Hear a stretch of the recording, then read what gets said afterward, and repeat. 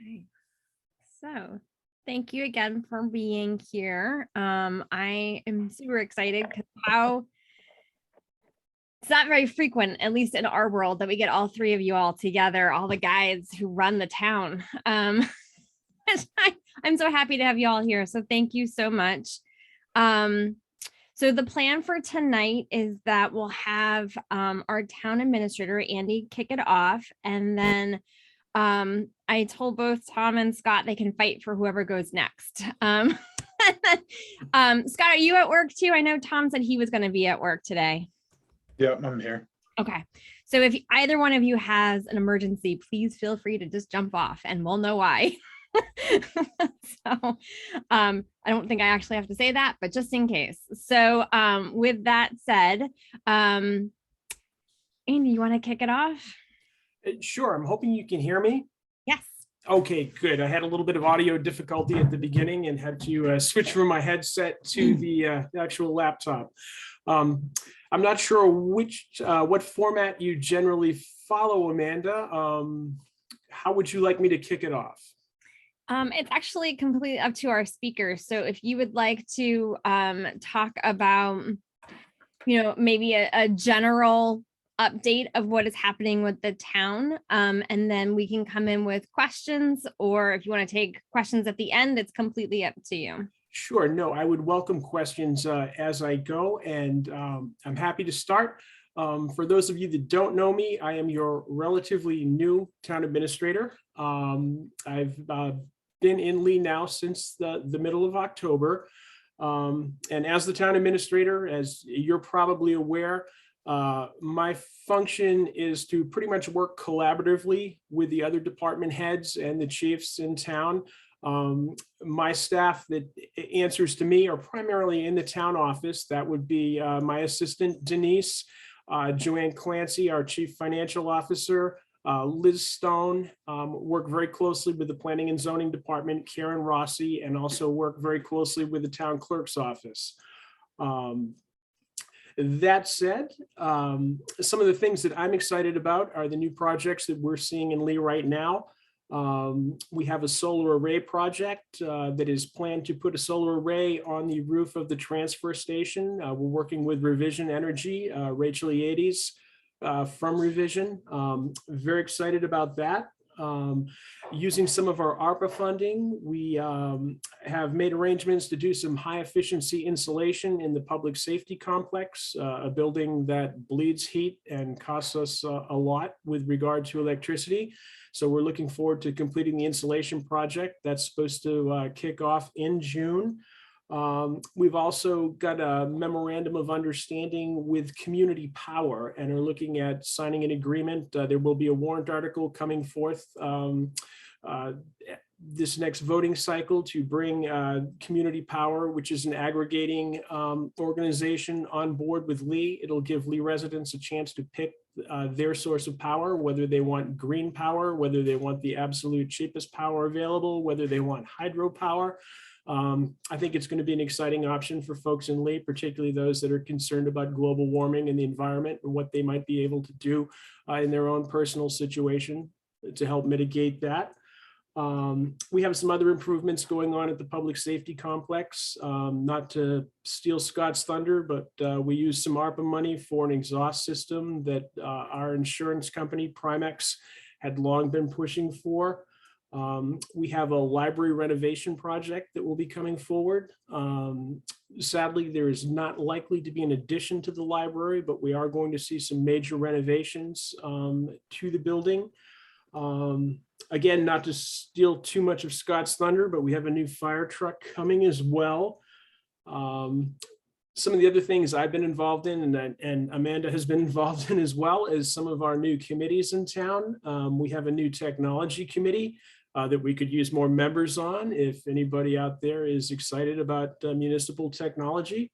We have a housing committee, which is formed and has had its first meeting with an eye towards looking to create affordable housing in Lee, or more affordable housing. We have the Lee Greeters Committee, which is moving forward to welcome people to the community. And we have the usual committees and commissions that could also use members: the Ag Conservation Commission, Energy Commission, the Fair Commission, the Sustainability Commission. We've got a commission or a committee, most likely with a vacancy for anybody interested. And I don't know exactly where to go from there. If people have questions they'd like to ask me, or I have a question. I'll be selfish. I'll go first. Sure. Can you talk more? I've heard Katrin kind of like hinted at this because she knows this is my passion, but can you talk more about the choice of electricity and or energy options? I would love to hear more about that particular project. Sure, and we're sort of in the beginning stages of that. We're putting together a community power committee. That's a requirement, and this is it's been some new legislation in New Hampshire that allows communities, even small towns, to become their own community aggregation source. My understanding is it is essentially going to give us, the citizens of Lee, three options for power. A hydropower only, another green power option, and then there will be a rock bottom, just cheapest electricity service available. By forming the committee, signing the memorandum of understanding, which the the select board has already done, we need to move forward and have a warrant article to accept the agreement. If you choose not to participate in any of the options, nothing will change about your electric bill. If you choose to participate and select one of the options, you'll still be billed through the normal provider that you have, but the aggregation group behind it will make sure that you get the power source that you're looking for and the rate you're looking for. And there are also substantial long-term guarantees to the community regarding energy price. So this is something that a number of communities in the state are doing right now. I think the first community to jump on board was Harrisville over in the Monadnock area, followed quickly by Keene. My understanding is that they are up and running. And we're working with Ryan Paulson from Community Power / Standard Power to get this up and going. And I will also say that we signed on earlier with Ryan and Community Power for an energy, for lack of a better term, kickback aggregation for the town services. And we have been receiving checks from Community Power back based on what we use for electricity in town buildings. Andy, I have a couple questions. Certainly. If a resident is already signed up with a renewable supplier, can they opt into that program at any time when they come up for renewal with that other energy supplier? My understanding is that you can opt in or opt out of the community power agreement at your free will. Mm-hmm. And I may have missed this earlier. Did you mention the solar panel progression? Yes, we are right now. The select board has agreed to move forward with Revision Energy. And I apologize for not knowing the exact technical standards of what we're putting on the transfer station, but we are in the process of updating the electrical service at the transfer station, and we'll be putting a full solar array on the roof, the southeastern part, as it faces the best sun advantage we have. Thank you.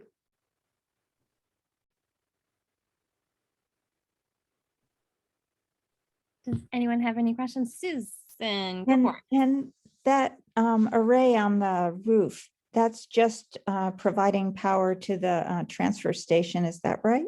Well, it's twofold productivity. It will provide power to the transfer station, and it will also generate excess power, which the town of Lee will sell to the grid. We will see a return on the excess power, and it is expected to produce much more power than the transfer station actually needs.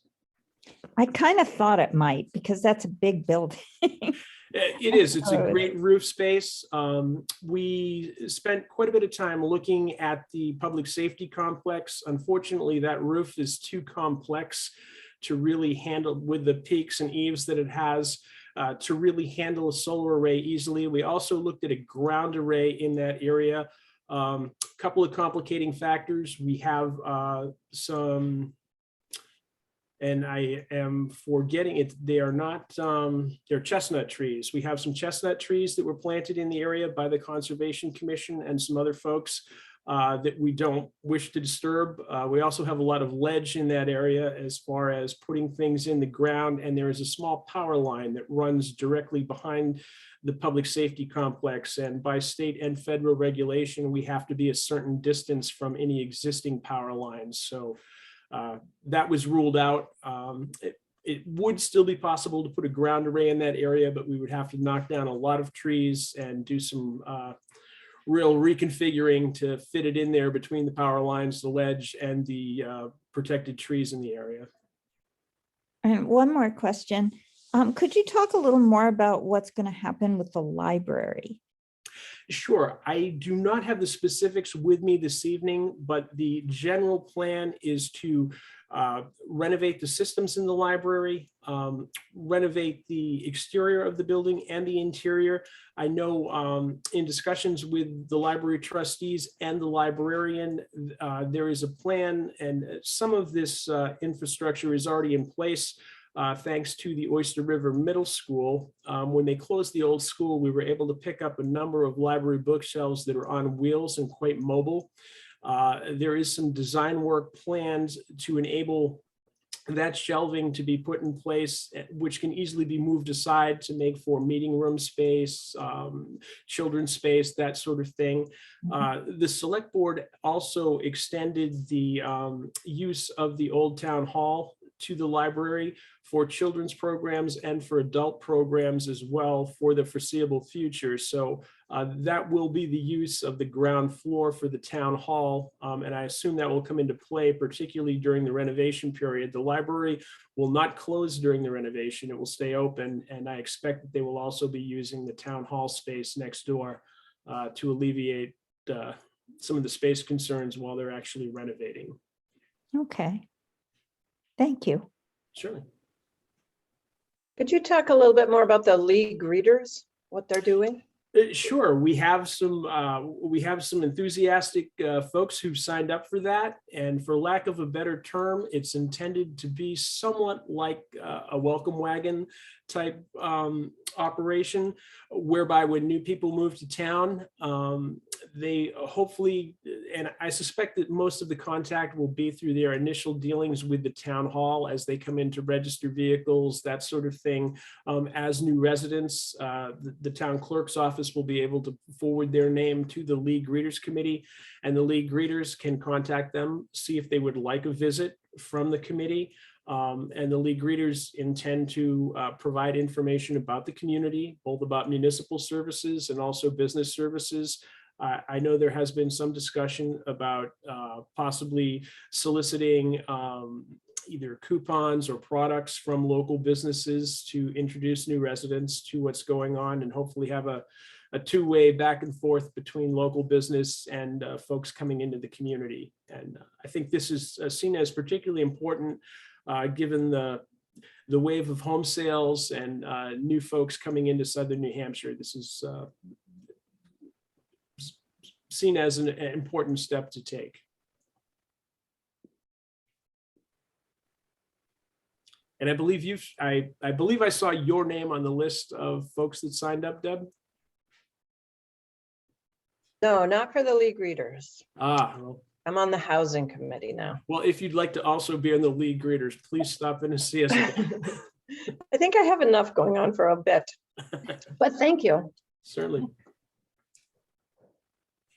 I know the League Greeters has been talked about for decades, so it's exciting to see that happening. Right. I know that we have, we've got a number of folks that have signed up for the League Readers, though. The one committee that is a little short on members right now is the IT committee. I did talk with Dean Rubine today, and Dean said that he was happy to be part of the committee. And I smiled and told him that as of right now, he is the committee. So he could certainly use some help on that committee. Well, want to do a pitch for it? What do they do? What's their focus?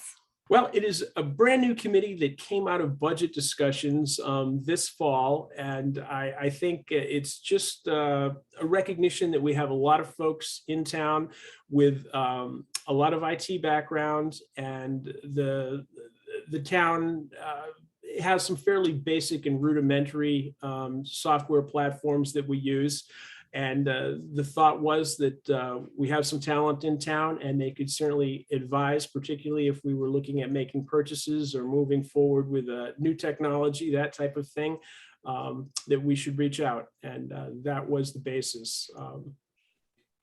So I might have a candidate for you. What should they do if they're interested? Should they contact you or Dean? They should contact either myself or Denise, or stop by the town office.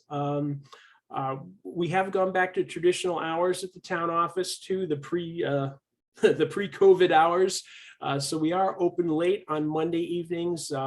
If you are busy during the day and can't get there between 7:30 and 5, we're open till 6 o'clock on Monday evenings, 4:30 Tuesday through Thursday, and we are closing early at 12:30 on Friday. But that was our lowest day, and those had been the traditional hours of the town office prior to COVID arrangements.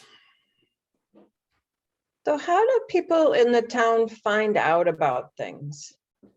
Did you say call? Well, hopefully they check the town website.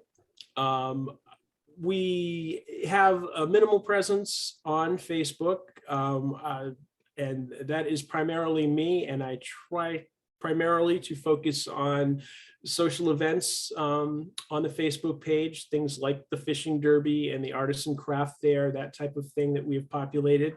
The Lee Crier is also goes out to a large number of people. I'm hoping that people read it when they get it. We have hundreds of people that are signed up to receive it, and I'd like to take credit for making sure that gets out every week, but I can't. That really is Denise's project, and Denise works very hard to make sure that she gets both articles that community members want in there and that committees want in there, and get that out usually on Thursday. I didn't even know the town had a Facebook page. So that's We new to do. me. It's not as popular as some of the Facebook pages that have a little more salacious content and a little more divisive content. We try to limit that because we are the town page. I think it probably hurts our readership or viewership, but so be it. Too funny. All right. Well, thank you, Andy. Is there anyone else who has any questions? Andy, my husband Bob says he'll sign up. Maybe he'll look into the energy committee. Oh, And very good. And one thing for Susan, my understanding of the transfer station installation is that it is group metering. So all the buildings on the NHEC line can benefit from that energy. That is my understanding as Yes. well. And Yes. you're absolutely right. This is focused on New Hampshire Electric cooperative accounts. And unfortunately for us, we're split. And our largest power user is the public safety complex, which is on there. So that's good. But we have some buildings on Eversource as well. Yes.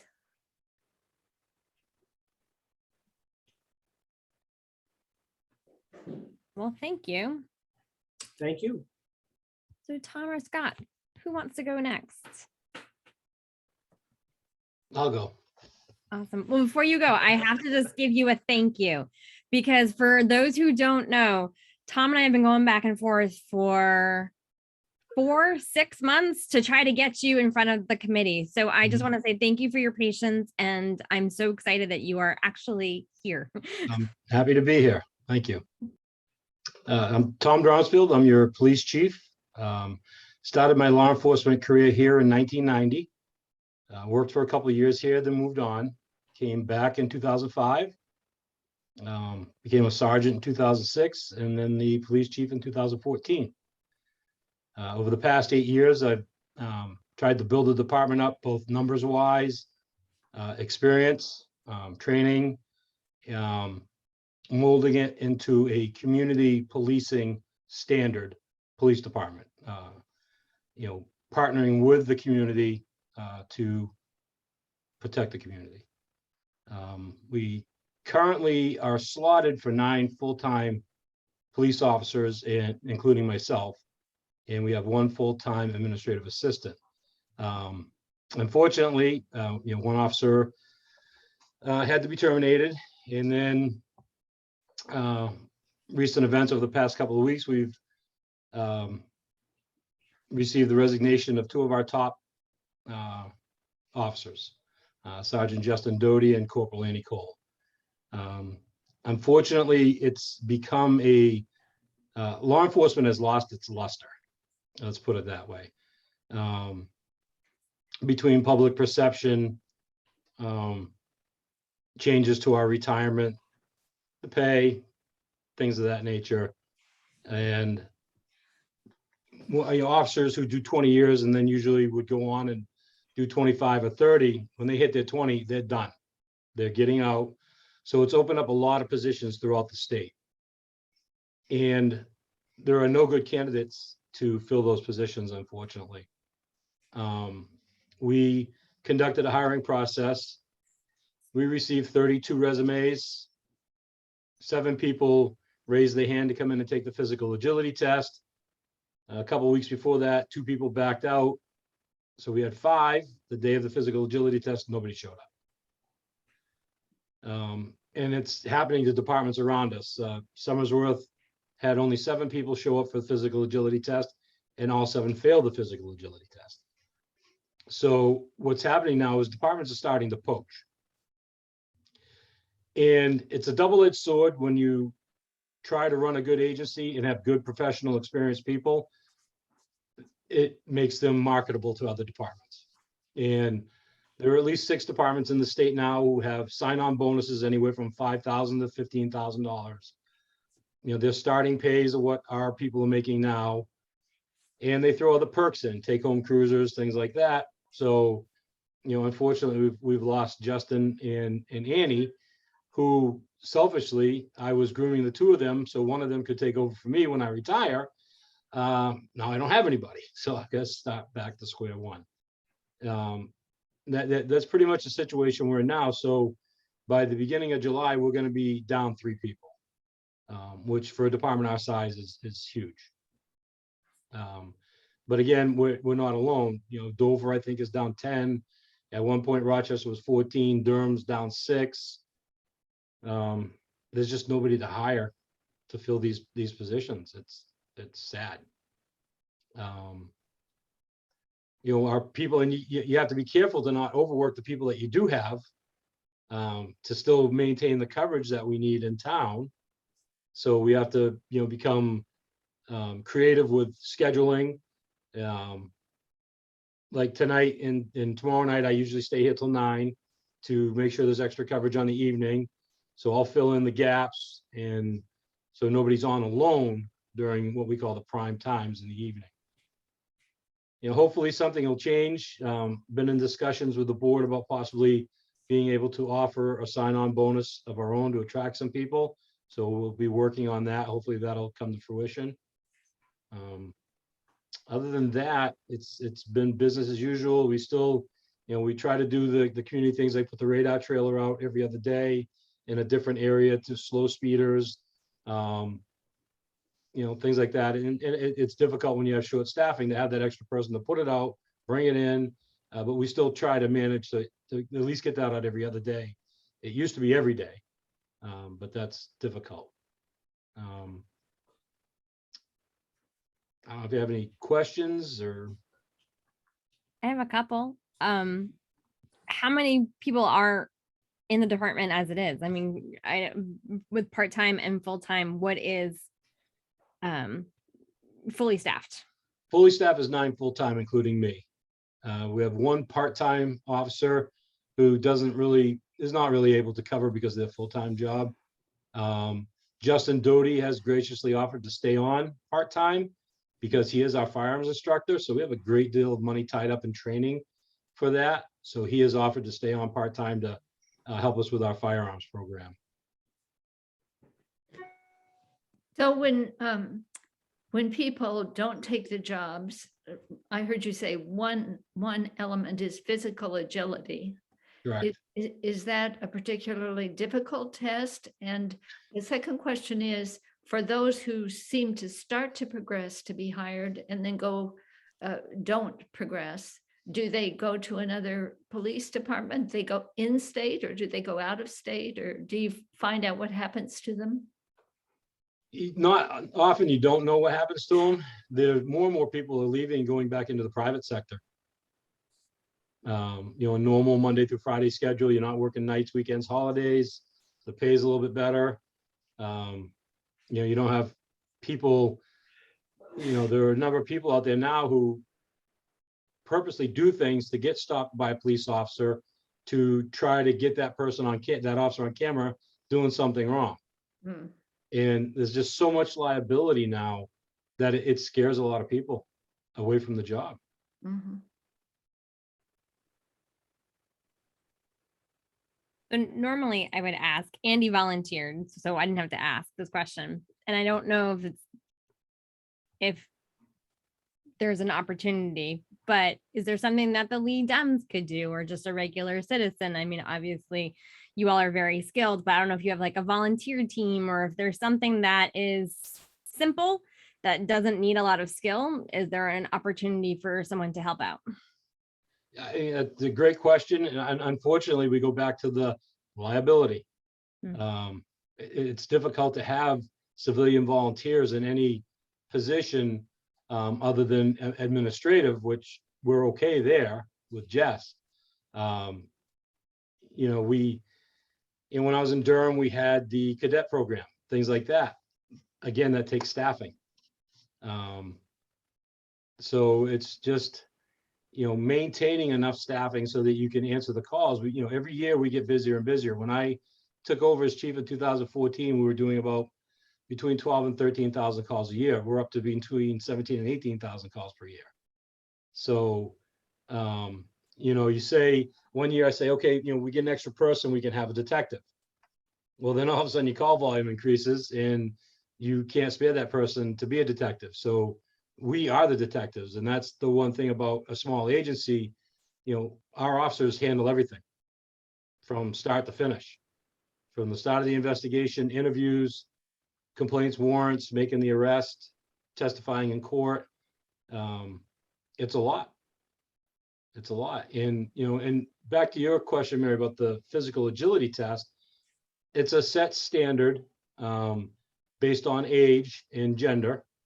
So many push-ups, so many sit-ups and a run. And I pass it every 3 years. Now I'm 58 years old. So I would expect a 22-year-old that's showing up to be able to pass that. When we send their packets out, it shows what they need to do. And it's almost like some of the people you get are like, no, they got up and went, yeah, I think I'll try to be a cop today. And they're just not prepared for it. And the standards for the physical agility test have laxed. You used to have to bench press a certain percentage of your body weight. They don't do that anymore. So, it's sad to see this. We used to, if we had a hiring process back 5 years ago, we'd get 100 people apply easily. Are there still police academies? Oh yeah, they still run the academy is up to 16 weeks now. We actually have an officer, Vanessa Sims, who next week is her last week. She graduates on the 27th. So we've actually been down that position for the past 16 weeks because she's been at the academy being trained. So it'll be nice to get her back. So good. Do people go to the academy and then want to become police officers? No, or- you have to be hired. You Oh, have you to have be to be, hired oh, okay, and then sent by the police department. okay. Yeah. So there's no like colleges for people who want to like be down in police Florida, you could officers? go down to Florida and get yourself certified. Uh-huh. It's more of an academic certification down there, Mhm. and then market yourself out as already being certified. Here, you've got to be hired, and then you get And your then you go. certification. Oh, 'Cause I was Sometimes you just- hire somebody and they wash out of the academy. oh, wow. Wow. I know Vanessa's class started with 55 and they're down to 47. Tom, I know you've mentioned in the past that drug incidents have been on the increase. Is that still true? Is it It still? is, that continues to be one of our major categories of arrest, and it's transient traffic, what we call transient traffic. It's people coming up and down 125. 125 is known as the drug corridor. They buy their drugs in Lawrence and they bring them up 125, go to the northern part of the state to sell them. And we have very proactive officers, so they're out monitoring traffic, and they're making the stops, and they're making the arrests. And we've had a number of large arrests with large amounts of fentanyl, methamphetamines, cash.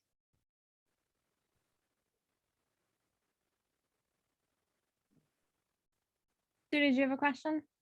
Oh, yeah, I was just thinking, is there any way to get in touch with recent military veterans who those are people who would pass the physical thing? Well, I mean, we advertise through Indeed. A lot of the it's a cops program.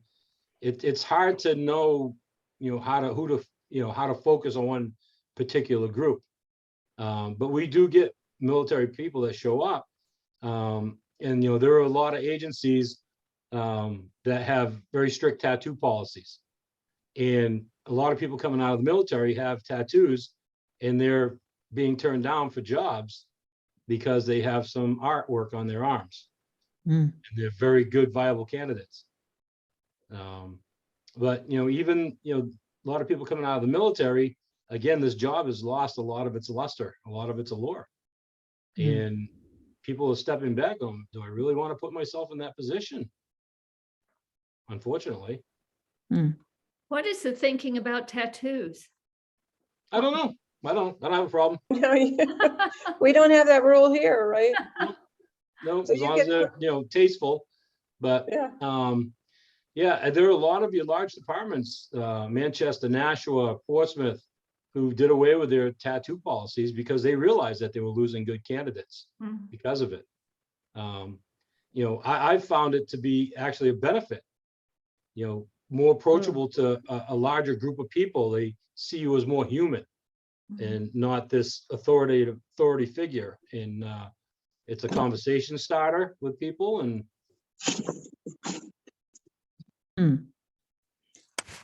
the other thing I just wanted to say was a thank you for, there was an incident in my neighborhood, which is near the Lamprey River, Hobbs Road area, where some crazy person kind of invaded a house, and there was some other guy on the run. You remember? Yeah. Yep.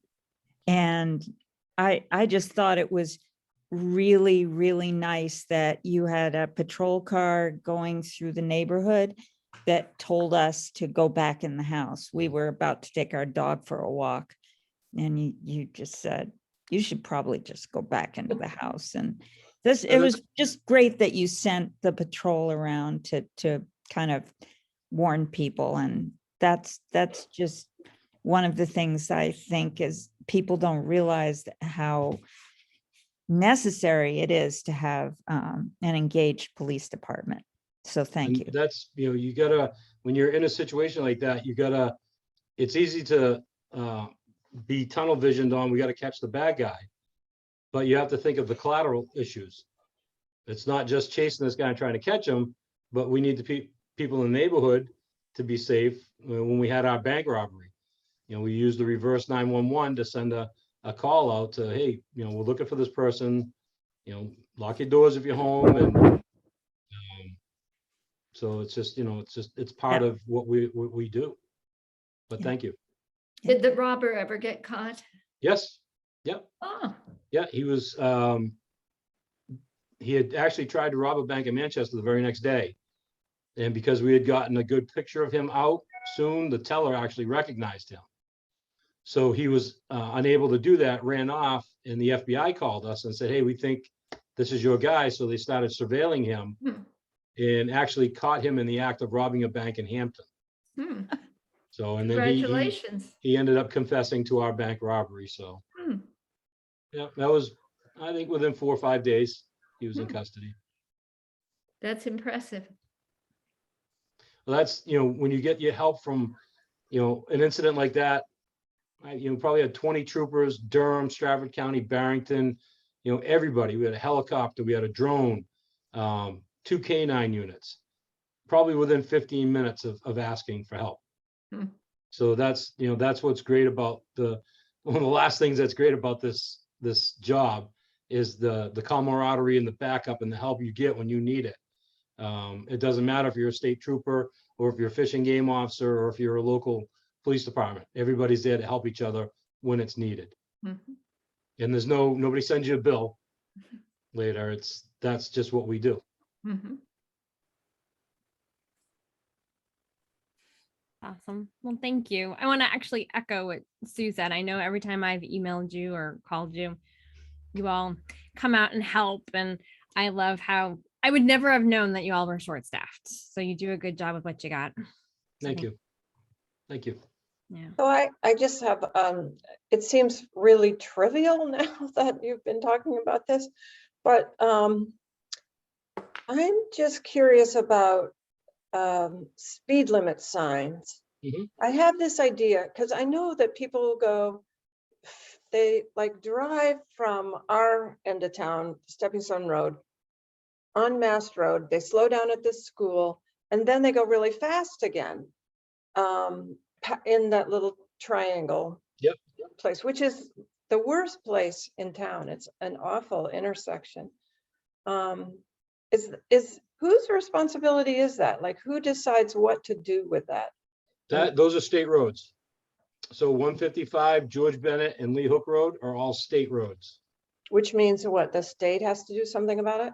Correct. And unfortunately, what the state looks at when they look at problem intersections is the amount of serious bodily injury or fatal crashes. And as bad as that intersection is the reason why we don't have a lot of crashes there, because people are aware of how bad it is. So they're very cautious when they go through there. So it's few and far between the crashes we have there. And when they are, they're not severe. So Well, that's good to know. Yeah. So if I have a suggestion about a placement of a 30-mile-an-hour speed limit sign, who should I tell that to? So you can start with me. It would Okay. ultimately go through the board, but what needs to be done if you want to lower a speed limit. No, I The just tra- want people to know that it's 30 miles an hour. Oh, there are no speed limit signs? Not as many, I don't think, as many going from the school to the little traffic Yeah. triangle as coming to the school. I think you need another 30-mile-an-hour sign right after the school. So that would be the Department of Transportation. Oh, you have to go to the state. Okay. Yeah. We they're finicky about their roads. They don't like when UNH puts those big message signs out Mhm. for graduation. They actually get a call from the Department of Transportation because they're on their roads. So Wow. they're very, again, the liability issue. That's Mm. what they're looking at. Deb, I'll give you Kathleen's email. She's great. I work with her all the time. I was going to ask Tom if you'd give me somebody's emails. I'll write them. If it was a town road, we could just talk to Steve, and as long as it's already posted, the lower speed limit, I get a number of calls about that. That takes a traffic survey, which can be costly. And again, you need to have show a need. Yeah, for no, a this wouldn't be problem to lower it. It's 30 miles an hour, but Yep. it would just be to remind people. Right. All right. Thanks, Amanda. Sorry. All right. Any other questions for Tom? No. Awesome. Well, thank you for doing this. This is very informative. So Thank you for having me anytime. I enjoyed it. We can have you every month. I'm sure there's something. Yeah, we'll every- have updates. That's wonderful. Hopefully the next one will be we hired people. Yay. Yeah, that'd be awesome. All right, Scott, thanks for your patience. I appreciate this. Again, I'm looking forward to hearing your update. I don't hear much from the fire department, so I think it'll be great. Feel free, the floor is yours. Well, thank you for having me. My name's Scott. I grew up in this town, went through Oyster River. I joined the department when I was 18 in 1998. Back then the department was all call. So all of us wear pagers. If there's an emergency, we would come in for that call. We'd be paid for it that way. And back then in 1998, we had 46 on-call members and we were only doing 185 calls. Throughout the years, the call volumes picked up. People haven't been volunteering as much. So the town looked at hiring full-timers, which I was one of the first full-timers hired back in 2004. In 2014, I was hired as the first full-time chief.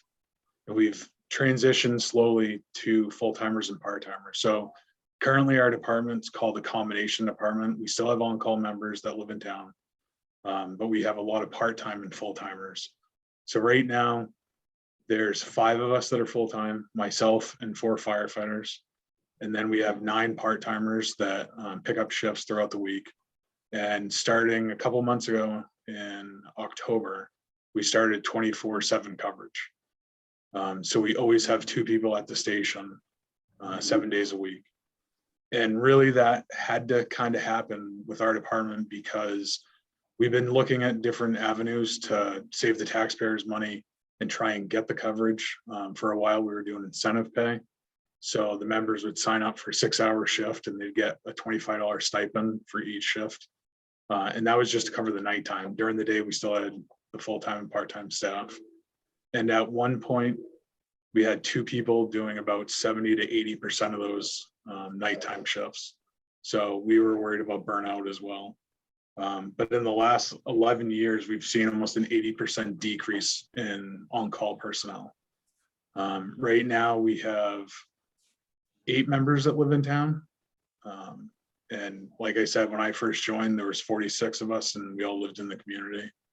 I also coach hockey for my son for Oyster River. And I think a lot of people in this area are now, everybody's committed to their family and in their family time. And I think a lot of people are doing that and volunteering with school or sports or any other way they can. So we made the transition. Kind of echoing Tom, we've had issues with hiring as well. I remember putting in for this job for the first full-timer, and I think there was 50 or 100 applicants for our community. Now, if we put out a job posting, we might get 5 or 6. But recently, a lot of the bigger departments in our area have gotten the SAFER grant, which the communities, it kind of gradually has the town pay for the budget. It's just a grant that I think the first year, the grant pays for 75% of the salary costs. And then I think in year 4, the town finally takes over that cost. So Dover right now is hiring 8 personnel. Hampton's hiring, I think, 5. So we're up against that, just like Tom is. In my 8 years as chief, I've lost 12 people to full-time departments. And that's full-time members that we've had, and that's also part-time. Yesterday, one of our full-timers just started in Dover. And tonight I was told that one of our part-timers got a job offer with Dover as well. So it always makes me feel good that our members are going on to bigger, better departments, that we have personnel that are professional, that other towns want. Our members have gone to the communities of Durham, Rochester, Concord. We had one go to Berlin. So it's nice to see that, but at the same time, we have to keep our staff up. Just like the police department, we also have what we call a CPAT test. It's a physical fitness test. Ours is more for our job. So you have to wear a 75-pound vest and walk on a Stairmaster for 3 minutes. And then you take 25 pounds off. You do the rest of the test with 50 pounds on. It's carrying tools, moving dummies. And what they've seen is people can't pass it. Mhm. So what the fire academy's done is they're running the tests a lot more. When I first started, there was one a year, and that was it. Now they're doing a lot more orientations. You can do it backwards to get used to it. And now I think they're 3 to 4 times a year. And we've worked with other states as well. So you can go down to Connecticut and take it if you want, if that works better. But I think last year there was 70 people that passed that test. And with all the departments hiring, I mean, we're up against a lot as well. I've talked to our members, some of it's definitely pay. And then just understanding that a lot of those departments are full-time, that they have contracts, that they know what they're going to be making in 15 years if they go work for that community, so they can kind of plan things out a lot better that way. So like I said, our call volume in 1998 when I started was 185 calls, and right now we're up to, last year we had 702 calls. Wow. Most fire departments see kind of, 60-70% of their call volume is EMS. We're lucky because we are 50-50. A lot of our members are firefighter and EMTs or firefighter AEMTs. We do run as first responders to all medicals in town. We contract with McGregor Ambulance, so we don't have our own ambulance right now. They have 24/7 paramedic coverage, which is great for us.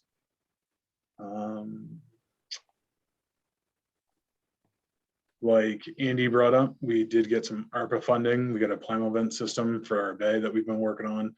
Something that I've been really trying to work on over the last couple of years is cancer prevention. It's the big thing in the fire service right now that I think everybody understands a lot better.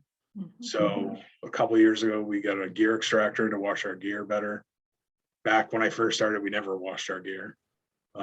We have top of the line air packs now that we just got approved a couple of years ago through the CIP, and the town approved that. The Plimo vent system is an exhaust system. So we hook up a tube to the exhaust of the truck. So when the truck fires up, they're all diesel. A fan kicks on and blows it right out of the building. So it's not in our bay. It's not getting into our clothing like it was before. We also use that ARPA funding to make individual bunk rooms for the firefighters now that we're here 24/7. So there's 4 bedrooms upstairs that is separate from the general public. This building's used a lot for meetings, and back a couple of months ago, the general public could walk around upstairs, and that's where our firefighters' bunk rooms were. So we've tried to separate that so we can have some space at night. But yeah, we're here. I work Monday through Friday. I have an assistant chief that's part-time that handles all the fire inspections for the town, for businesses, apartment complexes, things like that. He works 3 days a week, but he's always available. He lives in town. So we always try and have an officer around for the town and the community. That's all I got. So Scott, you were saying the number of fires is up and it's about 50-50. What are most of the fires in town? Are they brush fires? Are they when somebody started to burn something and it got out of control, or? So for us, the fire calls is anything from a fire alarm activation to an actual fire, brush fire, car accidents. So we kind of lump everything in together. Mm. We're pretty lucky. We don't have that many fires all that often. I think the first 3 years of me being chief, we didn't have any structure fires, any home fires. And then 1 year we had 4 in a row. I think we had 1 every month, and it was just random things. We do a lot of car accidents in our community with Route 4 and 125. Something that I think me and Tom have both started seeing is with all the traffic coming through Epping and all the added traffic lights, it's definitely slowed down the vehicles. So we're not seeing as serious accidents on 125 anymore because the cars are coming in clumps now, but we're seeing more accidents on the secondary roads. People are trying to get through town, and so they're taking 155, 152 instead. Last year, we had 80 car accidents in the community. And that's just for us responding where there's damage to the car, fluids leaking, people are injured. I know Tom does a lot more than that, where they're more of the fender bender calls, so we don't get called for those. But something that I do want everybody to know is that the police and fire department work great together.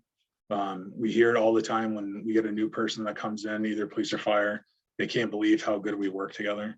I've known Tom for many, many years, and we both support each other in everything. We work together. You know, the small community, we're both short-staffed at times. So if we're at a car accident, we might step in and direct traffic so that the police officers can get their information and do what they have to. So everything we do, we work together. We're constantly doing meetings with the Massway School to make sure that they're safe. So for me in my career, I've been really lucky because I've had Tom to work with. We've kind of noticed that you seem like bros. Yep. But one thing I was wondering about in terms of the fires is, I'm sure you've been watching the news of the fires in the West Coast and the southern states. And I think there was a fire up in the Whites last week. Yep. And somebody printed a map of as the climate changes and things get drier, where there are going to be more fires. It was in the news last week. And our area was not one of the bright red or the bright orange that looks like it's going to have a lot. But of course, every time we go by Smokey the Bear by the building, we wonder, do you have any sense of, because we do have a lot of woods in Lee. Is there anything people should be doing to help mitigate that situation if it does get drier? Yeah, we try and post as much information about residents getting burn permits. That's a big one. We try and post all that information so that they're doing it correctly. You can come into the station and get a burn permit, and we can give you a pamphlet that explains that. Or now the state has now offered online permits. And so as you're doing your permit, you have to click on all of the information that you're following the right procedures. This in our town right now, what you're seeing is we're kind of transitioning from the wintertime, everything's dead. The grass is starting to turn green now. So at the beginning of spring, we always have a couple of weeks where we have the red flag dangers or the fire weather, the danger's high. So it should start, kind of creeping back to moderate or low with everything greening out. And then in the fall, the same thing happens again. I think, around here, people are pretty well educated. We don't have that many issues with people burning at their homes. The state has really looked over the rules and regulations. People, from what I've been told, back in the day used to burn trash in barrels. You're not allowed to do that because of air pollution laws. And now with our staff here all the time too, we're answering tons of questions. People call the station all the time. We can answer it. The police department, they go out all the time as they're patrolling. If they see something, they give us a call. So I think around here, we're pretty good. Usually once every 5 years, a seacoast area community might burn 10 to 20 acres, but it's not an everyday occurrence. And sometimes it's because of a person.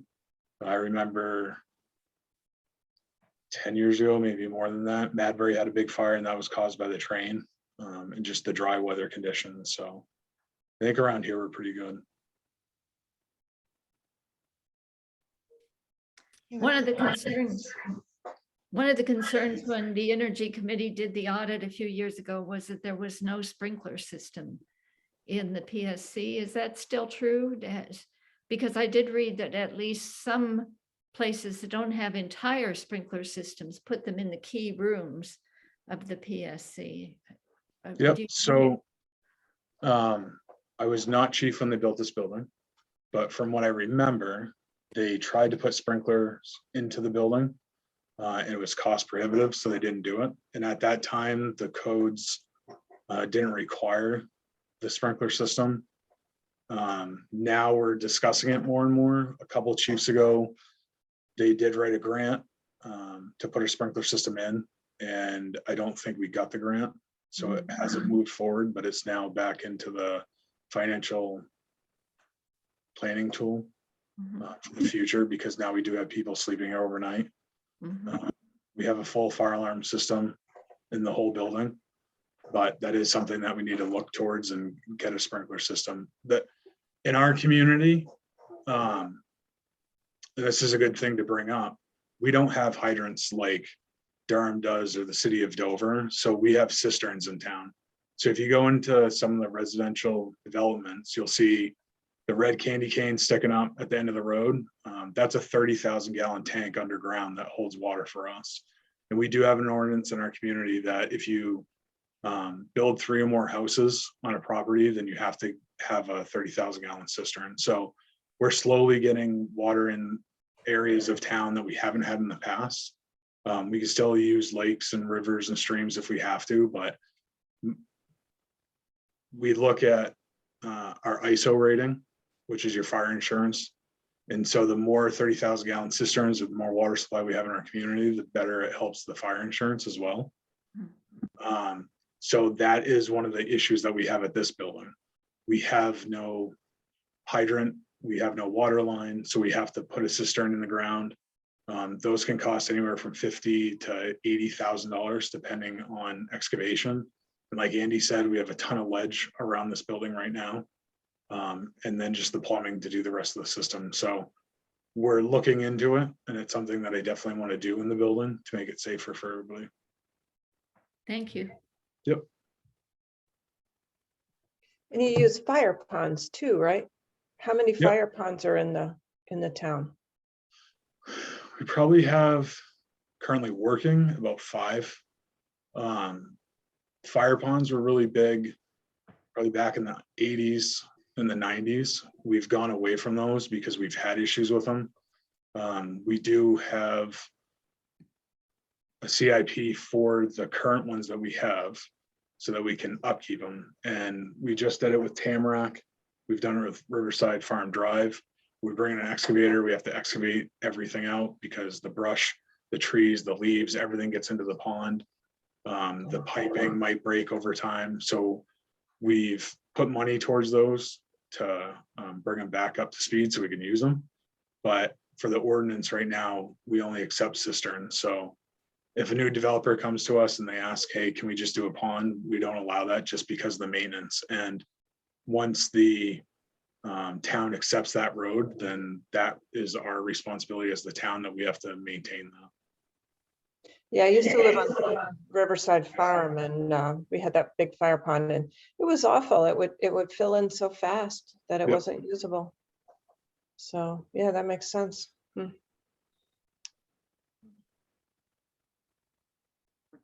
So Scott, I have 2 questions, and one of them might actually be for both you and Tom. But what is the circumstance for the average person? And I don't really even know. But when do you need to get a burn permit? What is in that? What are the details, I guess? So like, when is the circumstance you need one? So the burn permits is actually through the state of New Hampshire. So in our community and every community, you have a forest warden, and that person for our community is Peter Hoyt. And then we have deputy wardens, which I am one of them, and we have 4 or 5 others. So everything we do for the burn permits is through the state of New Hampshire, not the town of Lee. So the state of New Hampshire says that anytime you can only burn after 5 o'clock at night. It has to be out by 9 o'clock the next morning. Or if you're not going to be around the pile or keep in plain view of it. You can burn during the day if it's raining, but you need a permit. And once snow hits the ground and you have a substantial amount of snow around your pile, then there is no forestry laws and you don't need a permit. You can burn during the day. It gets into, there's different categories. So it depends on what size fire you want to have. If you want a campfire, that is something you can burn during the day because it's no bigger than 2 feet in diameter. If you go up to the next size, category 2, that you can't have a campfire bigger than 4 feet in diameter, and that you have to wait until after 5 o'clock at night to burn. Or you can have a brush pile, and that's the same. You have to wait until after 5 o'clock. So if you need any information or you want to get a burn permit, you can come down to the fire station, or the state's website is New Hampshire Fire Permits. and that will give you all the information as well. That's awesome. Good to know. For some reason, there's like you just like a myth busted, right? Like, because I've always heard that if it's raining, you could still burn. You can, but you still need a permit. But right, nobody ever mentions that permit part. Yep. Like, so, and then for both of you, 911, when you call that, who gets that and how you all get dispatched? So in the state of New Hampshire, once you call 911, it goes up to Concord, to the state 911. They'll look at the call, see if you need police, fire, EMS, all of us. And then our dispatch is UNH police. So 911 up in Concord will then send it through the computer to UNH dispatch. They'll get the message. So then they'll tone us out right away. If they need police, they call Stratford County. And then we get toned out that way. So we do have 2 different dispatch agencies right now.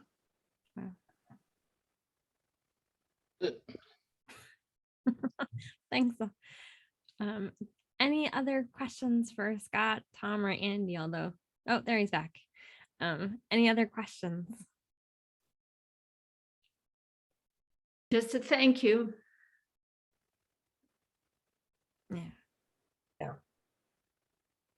Do you happen to know what's going on with the 988? Isn't that 988? The new, Yeah, Um, it's the crisis intervention teams they're starting to form. They're having the same problems we are, getting people. They've been to Lee once already.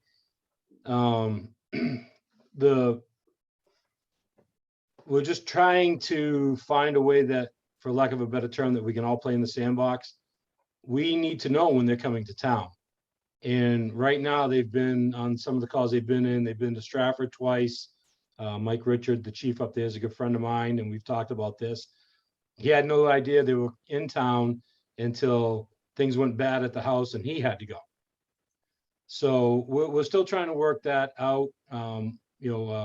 Memorandum of understanding between their agency and the individual communities are going to be serving. So it's a work in progress. I believe it's going to be a benefit once they have the proper staffing. And it's like anything, you start anything new, you've got bugs you've got to work out, and you don't know what you need or don't need until you actually start applying what you've got. And every situation is different. So you could go into situation A and everything worked great, like, okay, we're all set, we got this together. And then you go to situation B and DEFCON 5, nothing works. So it's going to take time, but I think it's going to be beneficial. and who runs that? Is that a It's state? the state, yeah. The state? Okay. And they have a lot of good people on there, a lot of good mental health, people from community partners. So it's in its infancy, and it's just going to take some time. Great.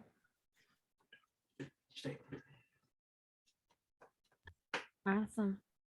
Well, we've got one more thing to talk about. So if you guys wanted to jump off, you're welcome to do so, because you don't have to hear about Democratic stuff if you don't want to.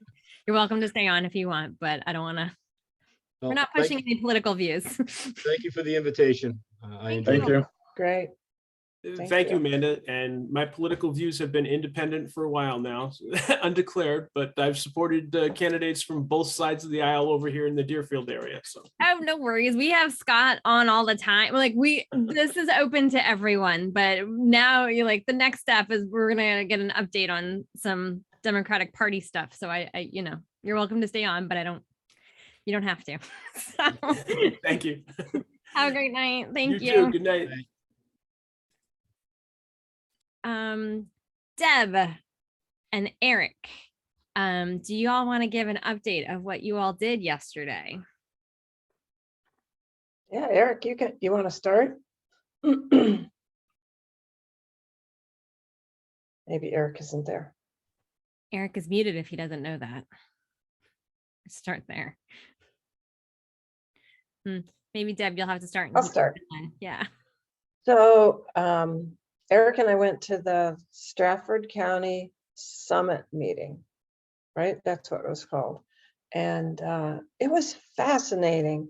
I know, Susan, you do all sorts of things on that level, and that's the very first time that I've ever done anything like that. And people were very nice. I met people from all over. And I learned so much about the New Hampshire Democratic Party that I had no idea. So for me, it was totally eye-opening. It was very informative. They were very upbeat about this election, the next 10 years. They had a lot of data about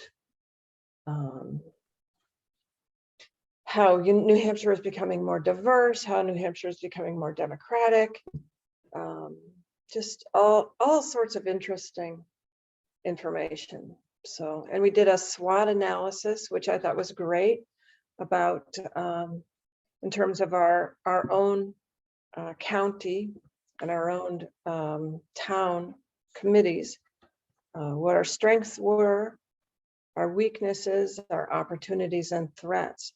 And I'm sure that they're going to put it all together and pass it out. But it was very interesting. So, and one of the other best things was that I met Eric. I've never known him before except for on Zoom. So, and we had a great chat. And yeah, so it was great. So just to fill in, Deb, to answer your question, you were on an email this afternoon with Graham, but they did send out the materials from yesterday. So it is a Stratford County Summit. It was only open to, at this point, to executive council of the town committees. There's only 4 of us who are on the executive committee, and 2 went. So I said to the Stratford County, so I said to Walter, who's the Stratford County Dem chair, I said to him, I go, hey, you've got 50% of us. That's awesome. Like, we were well represented considering our size. And he did say that we are one of his favorites. So of course. And I know, Sue, you talk about us all the time at the monthly meeting. So I do, and I'm so sorry I missed that. I just couldn't come, but I'm glad that 50% of us could. Well, and and supposedly, supposedly it was the largest summit that they've had in the state. The more people came to ours than have come to any other ones. So I think there was That's 37 great. in total. And they sent out the materials today, and it doesn't say I can't send it out. Eric and Deb, you were on the email. So what I'm going to do after this meeting as a recap, when I send out the info for this recap, whatever, I will send out also those. There was the agenda. There is a PowerPoint. There's a copy of the handout materials, and then Chair King will be We'll be working with Chair King over the next couple of weeks to craft a long-term planning document to solidify the topics and insights brought forward in the summit. So you guys will all get that information after this meeting. I appreciate that. yeah, people came up with some great ideas. It was, and people were very like shared all sorts of things, ideas, and I thought it was great. So Eric, you're muted, but do you have any thoughts you want to